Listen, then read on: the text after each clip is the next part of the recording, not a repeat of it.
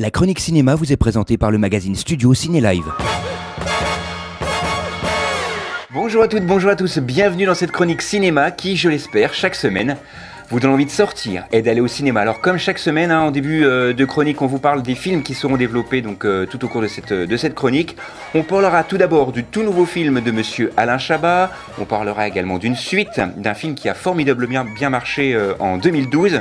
Le tout nouveau film également de monsieur Xavier Beauvois, et on terminera avec le film de monsieur Georges Clooney qui m'a l'air assez prometteur. Et puis bien sûr, en fin d'émission, ma sélection ciné, mais à la télé. Alors, on commence tout de suite avec Santa et compagnie, 1h35 de film de monsieur Alain Chabat. Ça faisait plusieurs années que monsieur Alain Chabat n'était pas passé derrière la caméra. La dernière fois, c'était en 2012 avec...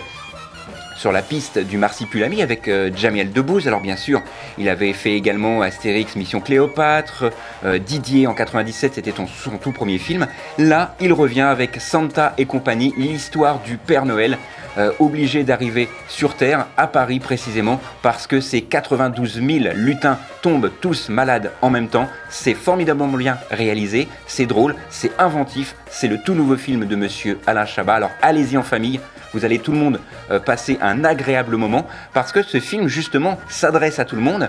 Déjà c'est un peu l'univers des nuls, donc les 40-45 ans vont trouver ça génial, et également de l'humour pour les plus petits pour qu'ils puissent justement percevoir la patte des nuls mais à leur jeune âge. C'est un film que je vous conseille, ça sort cette semaine. Je vous en rappelle une dernière fois le titre, Santa et compagnie. Autre sortie, je vous parlais également d'une suite, eh bien c'est Star 80, la suite. Le film se passe à environ 4 ans après le premier opus, puisqu'après 4 ans de tournée, les chanteurs et les chanteuses de Star 80 ont pris un repos bien mérité. Ils sont partis à la montagne faire du ski, mais les deux producteurs, Vincent et Antoine, ont été victimes d'une arnaque. Ils ont quasiment perdu tout leur argent, et pour faire face justement à cette arnaque, ils vont devoir monter le coup du siècle, un fabuleux concert. Vont-ils y arriver? Allez voir donc ce film. Alors pourquoi une suite?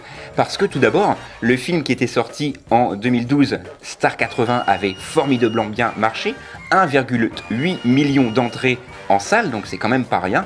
Et puis lors de la rediffusion à la télé, le film avait quand même recueilli 5,7 millions de téléspectateurs, donc c'est vraiment un succès phénoménal. Et là, la suite, franchement, vaut le coup. On tombe pas non plus dans les clichés, on trouve de nouveaux gags, on trouve de nouvelles façons de nous amener les artistes de Star 80. Alors, il y a même, à propos d'artistes, il y a même les artistes qui se moquent d'eux-mêmes. Je pense notamment à Jean-Luc Lahaye qui se moque de lui-même pendant un moment dans un dialogue. On lui dit mais t'es venu tout seul, t'as pas ta petite amie, tout ça? Bah non, vous savez, ma petite amie, elle est encore à l'école, elle fait ses études. Donc voilà, il se moque également de lui-même. Je trouve ça très très inventif, très très drôle. Thomas Langman reste le producteur exclusif de ce film. Allez-y, c'est une très bonne suite, je suis sûr que vous danserez et vous chanterez dans la salle avec le générique qui en plus finit comme au premier en karaoké. C'est une formidable suite, je vous rappelle le titre de cette suite d'ailleurs, puisqu'ils ne sont pas foulés pour le titre, Star 80, la suite. Autre sélection, un film beaucoup plus sérieux avec Les Gardiennes, 2h14. Ça peut paraître un peu long, mais c'est un film que l'on ne voit pas passer du tout. C'est le tout nouveau film de monsieur Xavier Beauvois. Pourquoi j'ai aimé ce film? Tout d'abord parce qu'on voit à l'écran Nathalie Baye et Laura Smet, mère et fille à l'écran. Le film se passe en 1915. Où une ferme va être dirigée par des femmes, puisque tous les hommes sont partis à la guerre, sont partis au front. Donc entre travail de dur labeur et retour des hommes pendant leur permission, Hortense, qui est incarnée ici par Nathalie Baye, va engager une jeune fille de l'assistance publique pour les aider à la tâche. Et cette jeune fille, Francine, croit avoir enfin trouvé la famille idéale. Mais tout cela ne va pas se passer comme prévu. Vous vous en doutez, c'est un formidable film de monsieur Xavier Beauvois. On retrouve une Nathalie Baye méconnaissable dans ce film. Et puis Laura Smet qui prouve tout son talent aux côtés de sa maman.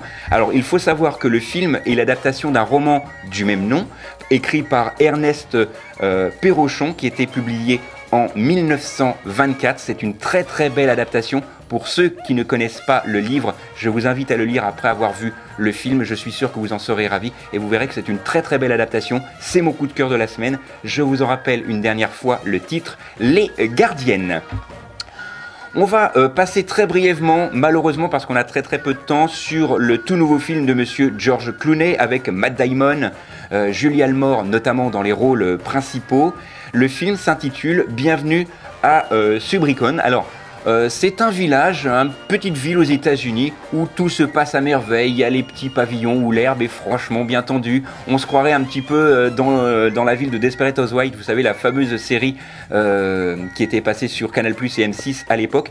Et on retrouve aussi la même ambiance parce que on croit que tout se passe vraiment à merveille, mais il y a effectivement des conflits entre voisins, entre voisines, des ragots, et tout cela va bien sûr exploser, tout cela va pas forcément se passer comme prévu.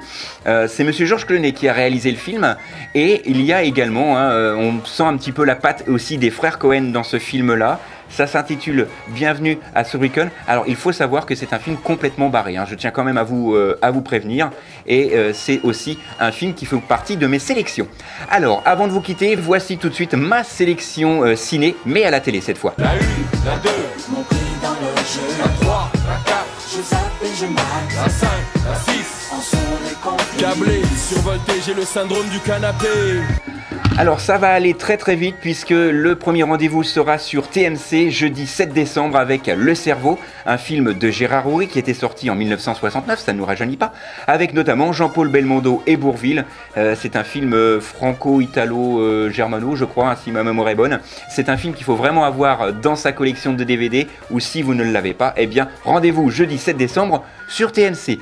Deuxième rendez-vous un petit peu plus tard dans la semaine, ça sera le lundi 11 décembre sur Arte avec Touchez pas au Grisby, un film de 1964 qu'on ne présente plus, avec notamment Jean Gabin et Lino Ventura. Pour revoir ou redécouvrir ce film, rendez-vous lundi 7 décembre sur Arte. Une poignée de secondes pour vous rappeler une nouvelle fois avant de nous quitter les films qui ont été développés dans cette chronique. Le tout nouveau film de monsieur Alain Chabat avec Santa et compagnie, Star 80, la suite, Les Gardiennes, le tout nouveau film de monsieur Xavier Beauvois, et on a terminé avec Bienvenue à Subricon, le film de monsieur George Clooney. Voilà, c'est tout pour cette semaine. Nous on se retrouve la semaine prochaine, même endroit, même heure. D'ici là, sortez, allez au ciné, et tant que vous êtes au ciné, au moins, vous n'êtes pas devant la télé. La chronique cinéma vous a été présentée par le magazine Studio Ciné Live. Studio Ciné Live, c'est chaque mois toute l'actualité du cinéma.